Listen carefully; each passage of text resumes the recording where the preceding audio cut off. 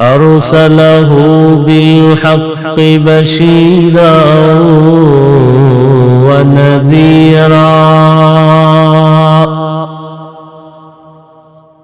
وداعيا إلى الله بإذنه وسراجا منيرا. اللهم صل على محمد النبي الأمي وعلى آله وسلم تسليما. وبعد، فأعوذ بالله من الشيطان الرجيم. بسم الله الرحمن الرحيم.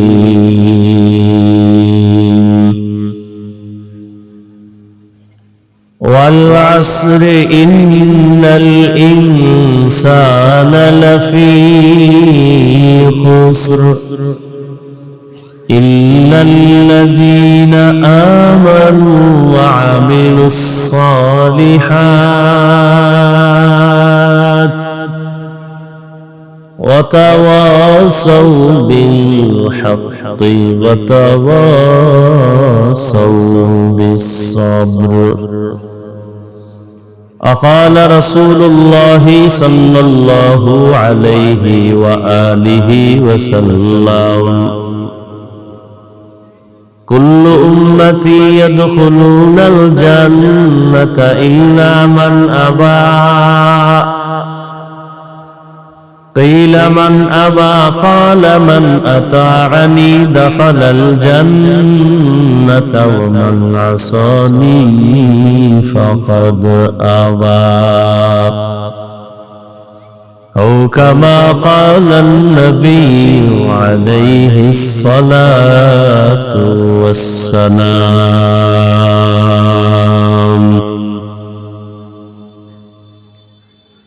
صدق الله مولانا العظيم وصدق رسوله النبي الأمي الكريم. ونحن على ذلك من الشاهدين والشاكرين والذاكرين، والحمد لله رب العالمين.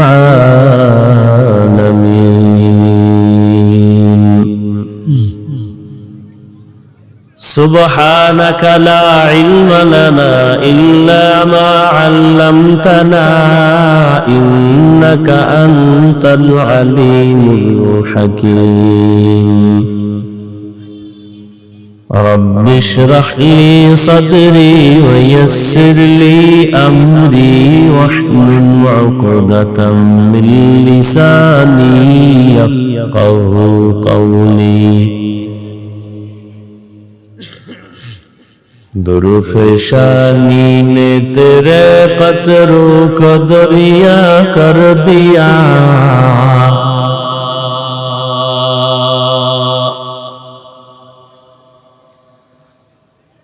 दुर्फशानी ने तेरे कतरों को दरिया कर दिया। दिल को रोशन कर दिया, आँखों को बीना कर दिया। दिल को रोशन कर दिया, आँखों को बीना कर दिया। हकीकत खुल जाएगी बवक़्त इम्तिहा तेरे। हकीकत खुल जाएगी बवक़्त इम्तिहा तेरे। कि सुस्ती में या मेहनत में गुजारी जिंदगी तूने। کہ سستی میں یا محنت میں گزاری زندگی تو نے محمد نے آ کر کفر کو مٹایا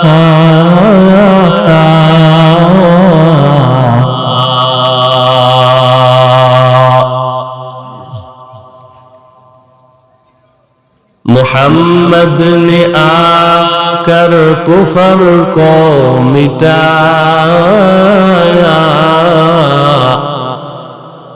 کفر کو مٹا کر صداقت بتایا کفر کو مٹا کر صداقت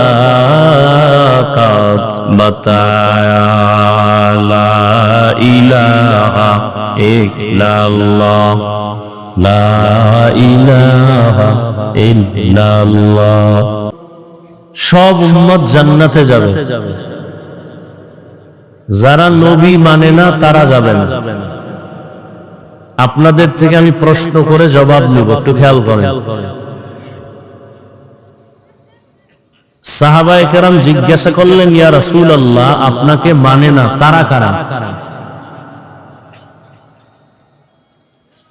নবীজি জবাব কি দিলেন যারা মানে না তারা কারার জবাব না দিয়া আগে একটু মোহাব্বতের আওয়াজ দিয়ে বললেন মান আতাআনি দাখালাল জান্নাহ যে ব্যক্তি আমার অনুসরণ করবে অনুকরণ করবে সে জান্নাতে যাবে এই কথাটার বিপরীত কথা কি দাঁড়াতে পারে বলতে পারবেন খেয়াল করেন নাই সাহাবায়ে কেরামের প্রশ্ন নবী আপনাকে মানে না তারা কারা নবীজি ওই জবাব পরে দিলেন আগে বললেন যে আমার অনুসরণ করবে সে জান্নাতে যাবে তাহলে বিপরীত কথা কি দাঁড়াতে পারে বলেন যে নবীজির অনুসরণ করবে না সে জাহান্নামে যাবে তাই তো কিন্তু নবী এই কথা এখানে বলেন আবারও খেয়াল করেন সব উম্মত জান্নাতে যাবে যারা নবীকে মানে না তারা জাহান্নামে যাবে সাহাবায়ে কেরাম বললেন ইয়া রাসূলুল্লাহ আপনাকে মানে না তারা কারা নবীজি ডাইরেক্ট তাদের কথা না বলে বললেন যারা আমার অনুসরণ করবে তারা জান্নাতে যাবে বিপরীত কথা দাঁড়ায় যারা নবীর অনুসরণ করবে না তারা কই যাবে নবী এই কথা বলেন তাহলে নবী কি বলছেন এবার শেষে নবী বলেন মান আসানি ফাকাদ আবা যে আমার বিরোধিতা করবে সে জাহান্নামে যাবে যে বিরোধিতা করবে সে কোথায় যাবে জাহান্নামে যাবে এখান থেকে একটা পয়েন্ট আপনাদের মনে রাখবেন ওয়াজ মাহফিল আসলে কিছু নেওয়ার জন্যই তো কিছু মেসেজ নিতে হবে কত চিল্লায় ভাল্লায়া শরীর গরম বানায়া এরপরে দৌড়ায় গেলাম ফজর পড়লাম না এই ওয়াজ দিয়ে কি হবে এই ওয়াজ দিয়া চলতেছে ওয়াজ চলতেছে ফলাফল জিরো না হয় এত মুসলমান এই দেশে এত আলেম এত পীর এত মাদ্রাসা এত মসজিদ এরপরও আমরা দুর্বল আমরা পরাজিত কি আপনারা বলেন দেশ স্বাধীন হয়েছে দেশ স্বাধীন করে আপনারা নাক টেনে ঘুমাইতেছেন আর ওদিকে মহিলারা সাংবাদিক সম্মেলন করতেছে আমাদের দেহ ব্যবসার অধিকার ফেরত চাই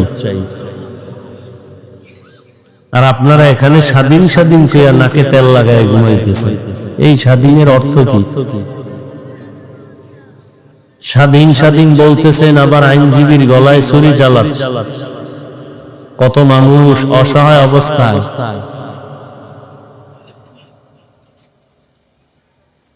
বড় কঠিন এক পরিস্থিতি আমাদের জীবনের উপর অতিবাহিত হতে চলছে আর প্রত্যেকের হাতে তো জাহান্নামের ফ্যাক্টরি মেডিসিন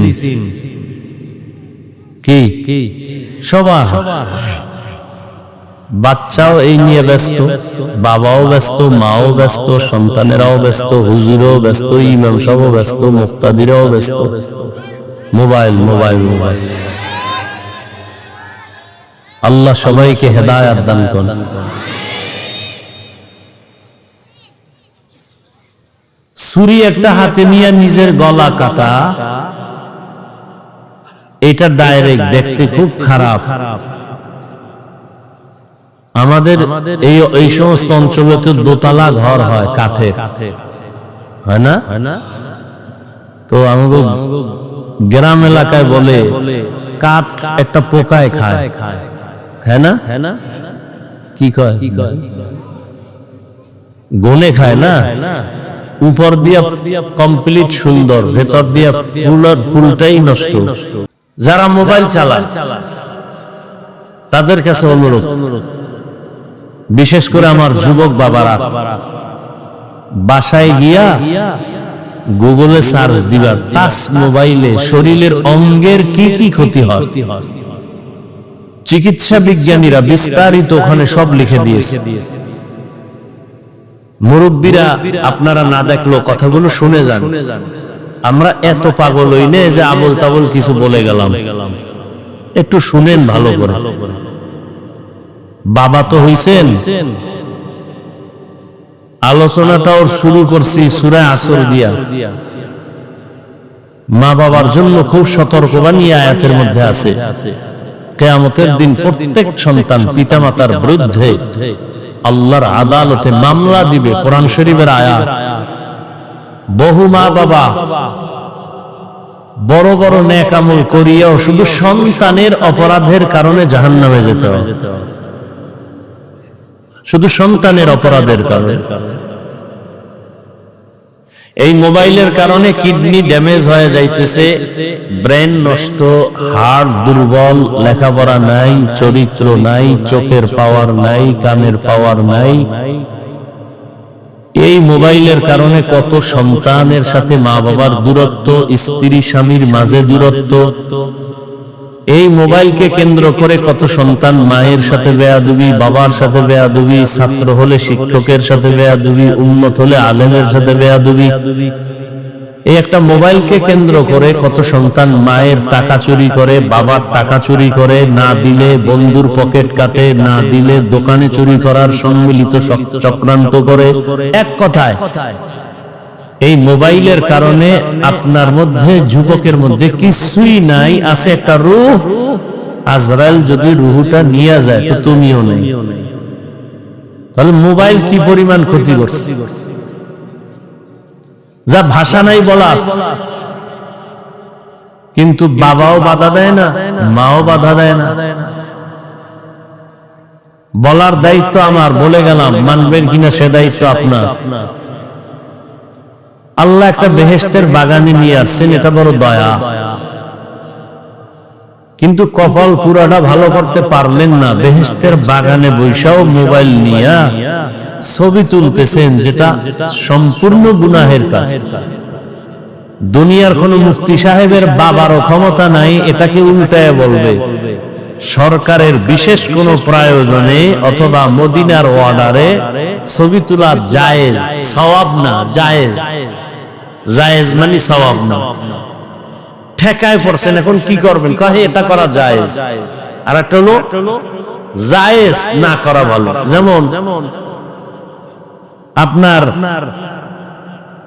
মইরা যাবেন অবস্থায় এখন আপনার মরা গরু ওখানে আছে, তো মরাটা তো খাওয়া হারাম। জান বাঁচানোর জন্য যদি আপনি মনে করেন তাহলে এটা জায়েজ, আপনার জন্য এটা আবশ্যকীয় না, জায়েজ। চাইলে আপনি এটা গ্রহণ করতে পারেন। কিন্তু বেহেশতের বাগানে যে এমনি এমনি ছবি তুলেন, এটা হারাম, হারাম, হারাম, কবিরা গুনাহ, কোনো সন্দেহ নেই। করতেছেন, আমরা আপনাদের সাথে ঝগড়া করি না। যাও বলি, খুব নরম হয়ে বলতেছি, যাতে আপনার অন্তরে গিয়া ধাক্কা না লাগে, বাড়ি না লাগে, কষ্ট না পান। এরপরও কষ্ট পেয়েই যান। এরপর আবার ফাঁকে ফাঁকে কই আল্লাহর রাস্তে মাফ করে দিয়েন, বেয়াদবি নিয়েন না। আর কিভাবে বুঝাবো বলেন তো? এখানে আমার ব্যক্তিগত কি স্বার্থ? কোনো স্বার্থ নাই। স্বামী আর স্ত্রীর মাঝে আজকে দেওয়াল হয়ে গেছে, দেয়াল, পর্দা এই মোবাইল। মা বাবা সন্তানের মাঝখানে আজকে দেয়াল হয়েছে ঝগড়ার এই মোবাইল। তাজা তাজা প্রাণ কেড়ে নিয়েছে এই মোবাইল। বেহেশতের বাগানে বসছেন, করতেছেন মোবাইল হাতে নিয়ে কবিরা গুনাহ। আপনার কত ভাব তা তো বলাই যায় না, কি ভাবে আপনি আছেন। খুব পাওয়ার নিয়ে বসছেন। আপনি বলবেন পাশের এক বন্ধুরে, এত হুজুর ওয়াজ করে কেউর লাগে না, ওনার এত লাগে কেন? এই ওনারে বাদ দাও। আমরা আকাম বাদ দেওয়া যাবে না, হুজুর বাদ দাও। আমরা আকাম চল।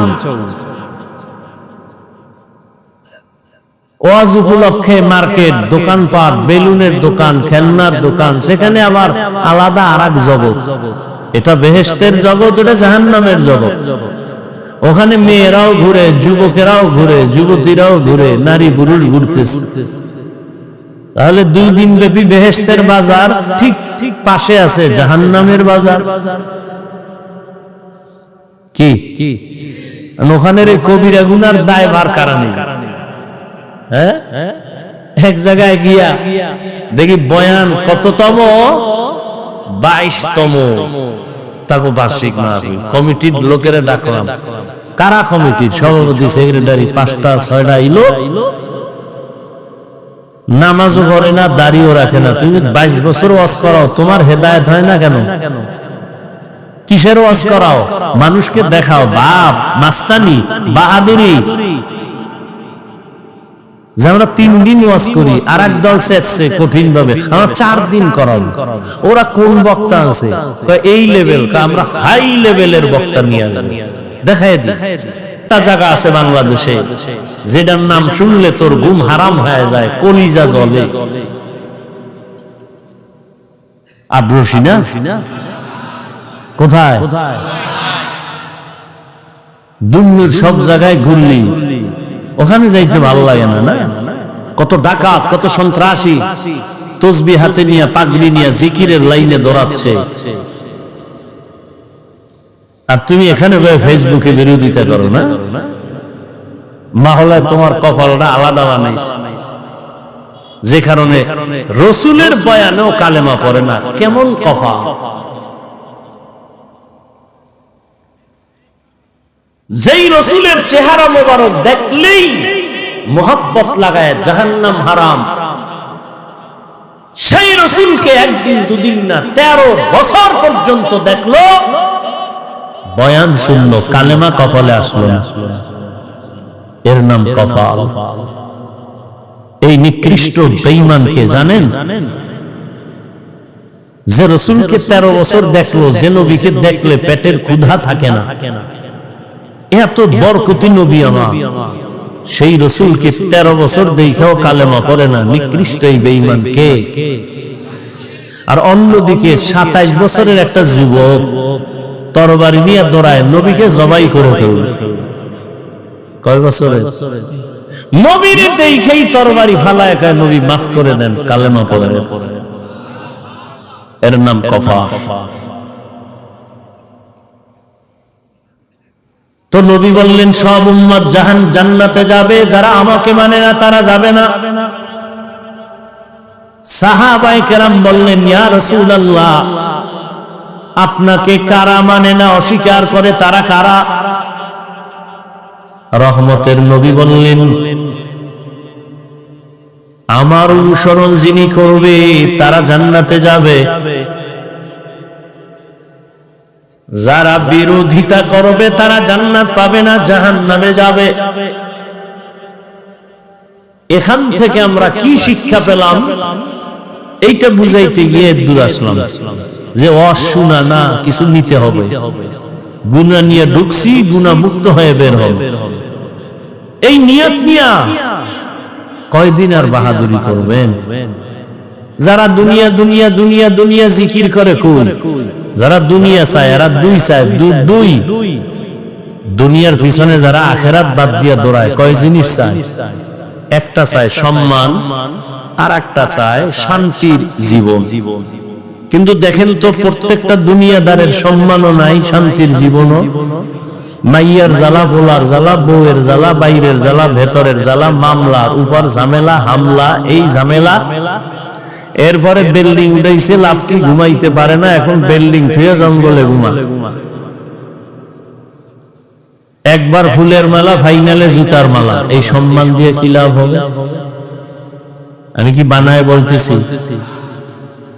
এসে তো খেরের ঘর ভালো। হ্যাঁ, মনে রাখবেন, শিক্ষা নেন। টাকা দিয়ে সম্মান কিনলে প্রথমে ফুলের মালা, ফাইনালে কি? যারা দুনিয়া দুনিয়া করো, কত উপরে উঠছো বলো তো?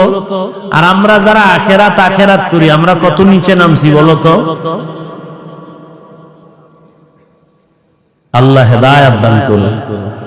মান কানা ইউরিদুল আজিলাতা আজ্জালনা লাহু ফিহা মা নাশাউ লিমান নুরিদ সুম্মা জাআলনা লাহু জাহান্নাম ইয়াসলাহা মাযমুমান মাদহুরা।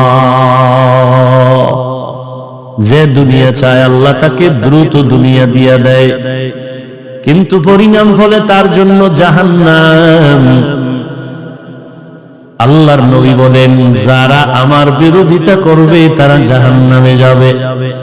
এখান থেকে আমরা দুইটা সবক নিয়ে নেই। এ দুনিয়ায় যারা নবীর আদর্শ মানে না, তারা দুই দলে ভাগ হয়ে আছে। এক দল, বাংলায় অর্থ বলবো তারা বিদ্রোহী, আর এক দল হলো আগ্রহী। এক দল দরদি, আর এক দল বিরোধী। যারা নবী মানে না এরা কয় দল? এক দল আগ্রহী, আর এক দল ধরে নেন। আমি বুঝাবার জন্য বলছি। এখানে আমি ডান দিক থেকে একটা যুবকের জিজ্ঞাসা করলাম, এই যুবক, নবীর আদর্শের দাড়ি রাখো না কেন, নামাজ পড়ো না কেন? যুবক কি বলে? হাফিজ ভাই, নামাজ দরকার, দাড়ি দরকার, পারি না, চেষ্টা করতেছি, দোয়া করবেন। কি বুঝলেন? বিদ্রোহী না আগ্রহী? অন্যদিকে আমি যদি বাম দিকের এক যুবকের জিজ্ঞাসা করি, বাবা নামাজ পড়ো না কেন, দাড়ি রাখো না কেন? আমার কথা শেষ না হতেই জবাব দেয়, না রাখলে অসুবিধা কি? এরকম বেয়াদব নাই? কি আগ্রহী না বিদ্রোহী? রহমতের নবীর আদর্শ মানার ক্ষেত্রে বিদ্রোহীরা এক নাম হলো বেঈমান। খুব বুঝেন, কিন্তু আরো বুঝেন। একটা ছেলে দাড়ি রাখে না, তাকে গালি দেওয়া যাবে না। আগে বুঝতে হবে ওই যুবকটা কি আগ্রহী না বিদ্রোহী। একজনে নামাজ আদায় করে না, তাকে গালি দেয়া যাবে না। আগে বুঝতে হবে লোকটা কি আগ্রহী না বিদ্রোহী। আগ্রহী বান্দা মুমিন, বিদ্রোহী বান্দা বেঈমান। আরো স্পষ্ট করে বললাম, যারা নবীর আদর্শে দাড়ি রাখে না তাকে গালি দেওয়া যাবে না। আর একজনে দাড়ি পছন্দ করে না, তাকে ছাড় দেওয়া যাবে না। ব্যবধান আছে না? একজনে নামাজ পড়ে না, তাকে গালি দেয়া যাবে না। আর একজনে নামাজকে পছন্দ করে না, তাকে ছাড় দেয়া যাবে না। সুযোগ পেলেই জুতার বাড়ি দিতে হবে। ব্যবধানটা বুঝছেন নি? তাহলে একজনে নামাজ পড়ে না, তারে গালি দেওয়া যাবে? আগে বুঝতে হবে সে আগ্রহী না বিদ্রোহী। আগ্রহীর নাম মুমিন, বিদ্রোহীর নাম বেঈমান। কত বড় আল্লাহর দুশমন যে নামাজ তো পড়েই না, দোয়া চাইবে, ভাই দোয়া কইরেন, চেষ্টা করব, উল্টা ধাক্কা দেয়, না পড়লে অসুবিধা কি? কত বড় নিকৃষ্ট বেয়াদব চিন্তা করতে পারেন? আল্লাহ হেদায়েত দান করুন। এবার আসেন হাদিস নিয়ে কিছু কথা বললাম, এবার সূরাটা নিয়ে আলোচনা করি। ওয়াল আসরি ইন্নাল ইনসানা লাফি খুসর। সাউন্ডটা আর সুন্দর হয় না? এর মিক্সার মেশিন নাই তো এরকম কেন রিভার্ব দিতে পারেন না? ইকো জানো না? মানুষের বডির জন্য রুহু আসল, রুহু নাই, এ বডির কোনো কি নাই। আমাদের বয়ানের এই লাইটও দরকার নাই, প্যান্ডেলও দরকার নাই। আমাদের মূল বয়ানের রূহ বাহ্যিক দৃষ্টিতে হলো সাউন্ড, আর বাকি গাইবি যেটা সেটা আল্লাহর রহমত। বুঝেন না কথা?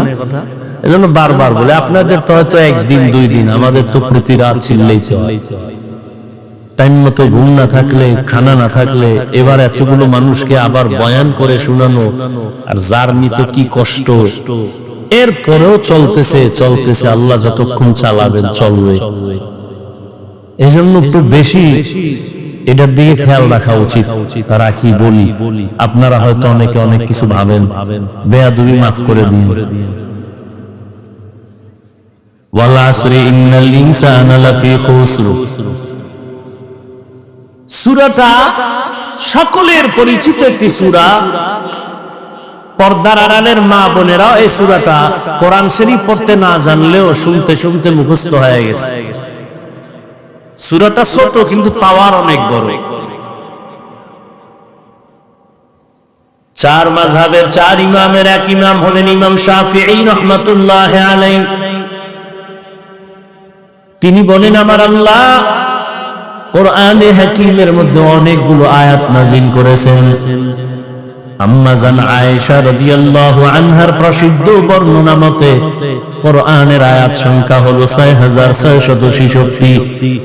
ইমাম শাফিঈ রাহমাতুল্লাহ আলাইহি বলেন, আল্লাহ পাক শুধুমাত্র ওয়াল আসরি সূরাটাই যদি দিতে, আর অন্য কোন আয়াত যদি আল্লাহ অবতীর্ণ নাও করতেন, আর দুনিয়ার সব মানুষ যদি ওয়াল আসরি সূরাটার উপরে জীবন চালাইতো, বিনা হিসাবে জান্নাত পেয়ে যাইত। এবার বুঝেন সূরাটার পাওয়ার কত। সূরাটার শুরুতে রব্বে কারীম কসম করেছেন ওয়াল আসর, আসরের শাফাত। ইন্নাল ইনসানা লাফি খুসর। আল্লাহ তাআলা সূরাটার শুরুতে আসরের শাফাত করলেন। এই রকম এখানে না, অনেক জায়গায় আমার আল্লাহ শপথ করে করে সূরা নাযিল করেছেন। ওয়াস সামাঈ যাতিল বুরুজ ওয়াল ইয়াউমিল মাউউদ ওয়া শাহিদিন ওয়া মাশহুদ ওয়াশ শামসি ওয়া দুহাহা ওয়াল কমারি ইযা তালাহা ওয়ান নাহারি ইযা জাল্লাহা ওয়াল লাইলি ইযা ইয়াগশাহা والتين والزيتون وطور سينين وهذا البلد الأمين। বারবার আল্লাহ শপথ করেছেন। আমরাও একে অন্যের সাথে কথায় এক সময় এক পর্যায়ে মাঝে মাঝে কসম করি না। একজনের আমি একটা কথা বললাম, সে বলে কথাটা এমন না, আমি বললাম এমনই কয়, মানি না। আমি বললাম কসম মেনে নে, কসম খেয়ে বলছি হ্যাঁ এখন মানি। তাহলে আমরা যে কসম খাই, আমাদের কসমের কারণ হলো সন্দেহ দূর করা। ও রাজৈরের মুসলমান ও যুবক, জবান খুলে একটু জবাব দেও, আল্লাহর কোরআন সত্য নাকি মিথ্যা? দুনিয়ার সব মানুষ যদি আল্লাহর কোরআন মানে তাহলে সত্য, না না মানলেও সত্য। এই কালামে জিন্দা কোরআনে হাকিম হিকমতে উলায়া জালাসত কাদিম। এই জায়গাটা খালি কেন? সামনে এত জায়গা খালি কা? এই যদি ওদিক থেকে বরকত আয় তাহলে মাঝখানে আটকে যাইবা, আমরা পাবো না। আর এদিক দিয়ে যদি বরকত শুরু হয় তাহলে ওদিকে পাইবো না, মাঝখানে জায়গা খালি। এই বুদ্ধি দিছে কে তোমাকে? ওগুলা দিয়ে মানুষ বসাইও, এই বরকত নষ্ট হয়। বুঝাইতে পারি না, যার মনে যা চায়। ওই যে বললাম না, বেশি কিছু বললে বলবে বক্তা বাদ দাও, আমগো যা করি এটা বাদ দেওয়া যাবে না। একথা কেউ বলবে? বলেন তো। এই মাঝখানে এটা ফাঁকা কেন? এই কোন বক্তা বলবে? বক্তা অস করতে এসে অস্কিরে চলে যাবে, এত টেনশনের টাইম কই? আর আমার তো মাথায় বাড়ি লেগে গেছে যে বরকত তো কমে যাব। আমার তো মাথার মধ্যে এটা ঢুকছে যে এত ফাঁকা তো রাখা যাবে না। এই এত ফাঁকা রাখে নামাজ হবে? কেন হবে না? কারণ নাই, বলেন না কেন? কারণ নাই। তাহলে ওখানে কারণ থাকলে এখানে থাকবে না কেন? নামাজের কাতারে এত ফাঁকা হয়, তো এটাও তো একটা বরকতি মজলিস, এত ফাঁকা হবে কেন? বরং রাসূলের সুন্নাত কি 3 জায়গায় ফাঁকা রাখবা না। কয় জায়গায়? 3 জায়গায়। নামাজের কাতারে আর দ্বীনি মজলিসে শয়তান মাঝখানে জায়গা নিন। এই মাঝখানে তো শয়তান বয়ে রয়েছে, হয়তো ওদিকের বরকত হইলে আমরা পাবো না, এদিক দিয়ে শুরু হইলে আপনারা পাইবেন না। কথা বুঝেননি? বেয়াদবি মাপ চাই ভাই, মুরব্বীরা আপনাদের দোয়া নিয়েই তো চলে, আমার তো আর এলেম কালাম কিচ্ছু নেই। তারপরও চাই যে আল্লাহর মহব্বত থেকে যেন আমরা কেউ বঞ্চিত না হই।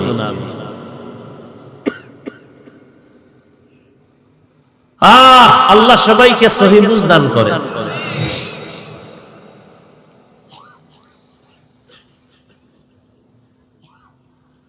তো আল্লাহ পাক শফাত করলেন কেন? কোরআন তো সত্য, কেউ মানুক আর না মানুক, মানলেও সত্য না মানলেও সত্য, আল্লাহর কথা তো সবই সত্য।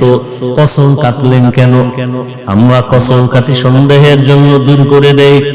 আল্লাহর কোরআনে কি সন্দেহ আছে? তাহলে আল্লাহ কসম খাইলেন কেন? বারবার কসম খাইলেন। তিনের কসম, জৈতুনের কসম, তুরে সিনার কসম, নিরাপদ শহর মক্কা নগরীর কসম কেন খাইলেন? এর বিস্তারিত কথার সংক্ষিপ্ত জবাব হলো, আল্লাহর সব কথাই সত্য, গুরুত্বপূর্ণ, তবে কসমের কথাটা আরো গুরুত্বপূর্ণ বুঝাবার জন্য। 2 নাম্বার কথা হলো, আল্লাহ যেই জিনিসের উপর কসম করবেন ওই জিনিসটা অনেক দামি, এটা বুঝাবার জন্য। যেমন ওয়াল আসর, আসরের শপথ করলেন, আসর বড় দামি একটা সম্পদ। আসমানের কসম করেছেন, আসমান বড় একটা অমূল্য সম্পদ। জমিনের কসম খেয়েছেন, জমিন বড় দামি একটা সম্পদ। সূর্যের কসম খেয়েছেন, সূর্য বড় দামি একটা সম্পদ। দুনিয়ার বড় বড় বড় বড় বেঈমান ওই সূর্য দেখা চিন্তা করে করে কালেমার পতাকায় বুকছে। এত বিশাল সূর্য কে বানাইলেন? এটা কেমনে চলে? সকালে ঘুরতেছে ঘুরতেছে ঘুরতেছে, আবার সারা দুনিয়ার মানুষের আলো দিয়া আবার জাগায় সকালে সেই সূর্য হাজির।